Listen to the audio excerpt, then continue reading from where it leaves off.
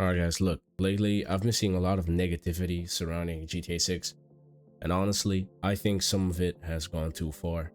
The biggest thing people seem to be arguing about right now is pre-orders. I've seen comments saying like, don't pre-order, Rockstar is just after your money, or even people acting like the game is already going to disappoint, and that just doesn't make much sense to me. Now don't get me wrong, in general, I understand why people say you shouldn't pre-order games. We've seen plenty of companies release unfinished games, overpromise features, and rely on patches later. That's happened a lot over the past few years, but I also think context matters. Rockstar isn't some unknown studio with a history of broken launches every single game. This is the same developer that made GTA 5, Red Dead 2, GTA 4, Max Payne, Midnight Club, and a bunch of other incredible games. Whether you like those games or not, one thing is hard to deny. Rockstar usually delivers polished, massive experiences that push the industry forward. Now think about Red Dead 2. That game is still considered one of the greatest open world games ever made.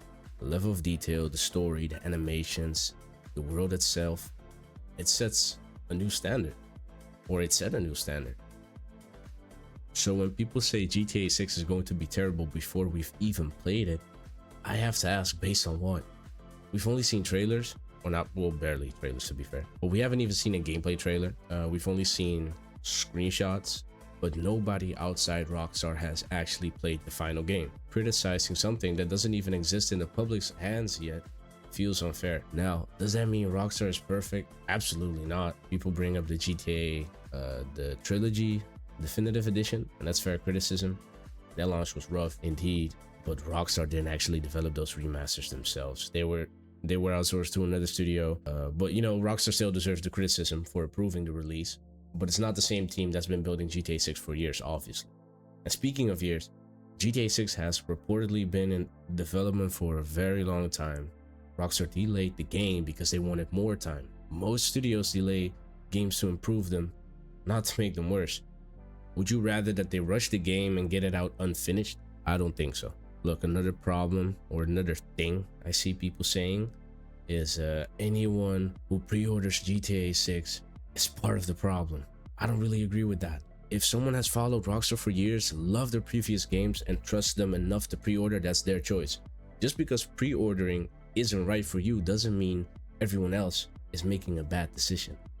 At the same time, if you want to wait for reviews before buying, that's completely reasonable too.